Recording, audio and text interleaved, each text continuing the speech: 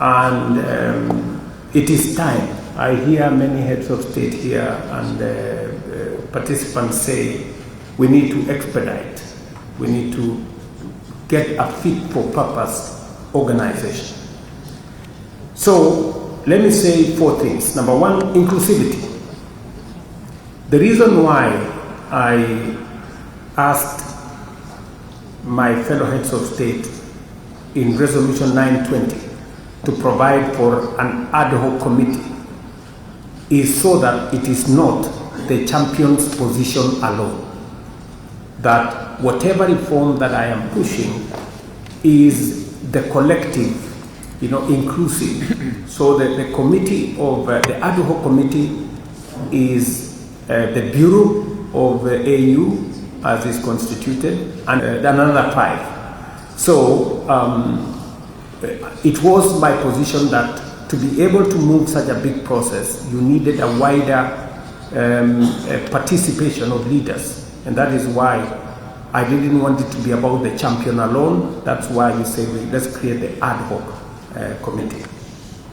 Number 2, by way of inclusivity, again, it is the reason why I did recommend that we have a summit of heads of state where the only agenda item is reform, so that every head of state can bring their views and understanding and suggestions to the table. Because much as I have said in my statement, much as this process has a lot of technical issues, the whole process is political. The decisions have to be made at the highest political level possible. And that is the reason why I did recommend that we have a summit to discuss reform, because it is a heavy subject and it has been evading our decision for a long time. And I will still pursue, a standalone summit to discuss this reform and agree. And then finally, I know I've had a very robust contribution from the floor here. And I like the recommendation that was made by Mauritius, that let us read the detailed report. If you can, I would really appreciate if I can have written, submissions on ideas, on suggestions, on perspectives to the Secretariat at the AU, so that we can process these suggestions from different countries, so that by the time we get to February, we have a document that carries the input, of heads of state and different countries. I know a lot has been said to the effect about cost. And I remember when we were reforming our education system in Kenya, we were told it's going to cost more if we change the education system.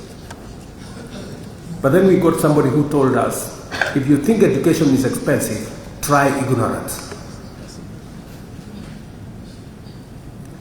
So if we think the AU is expensive because we want to make it effective, then let us have a non-effective union. It will cost us more than the money that we are talking about.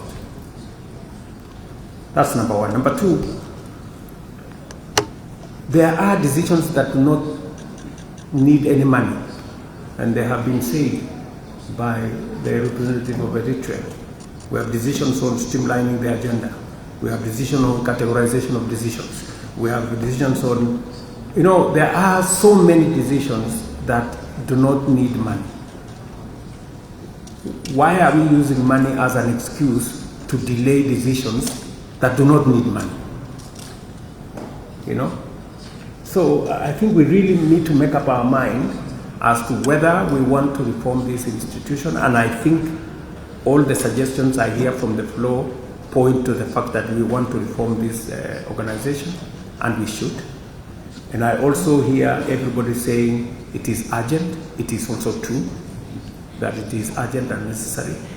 So I think we should take this through. I would recommend to delegations here that if we can have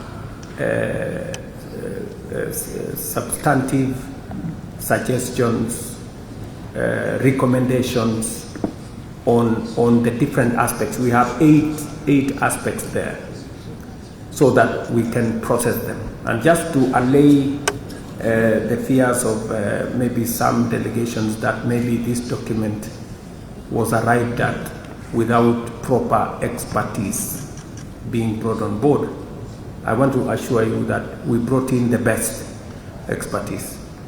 Whether it was the review of the peace fund from $400 million to $1 billion, there was real expertise put in there. And I speak as a person who has had a direct experience of the use of the peace fund. We tried to access the peace fund when we were intervening in DRC. We could only get $1 million while we were spending 70, 80, $100 million. So I think we really need to be pragmatic, and we will avail all the reasonings that went into the recommendations that were made. So again, let me encourage all of us here that this reform is doable, and it is possible for us to reform. It's possible to have an effective Africa Union, and it is necessary, and it's an imperative, and we can do it in the shortest time possible, while carrying everybody on board. Again, the recommendations and the report is with you. If we can have feedback earlier than maybe by December, then we can process it with the experts and prepare a comprehensive report that will then be tabled in February. With those many remarks, I want to thank each and every delegation that has made interventions here. I think the candor and the forthrightness that this has been made is in good faith, and we will take it very positively that the recommendations were made in the interest of making our organization better going into the future.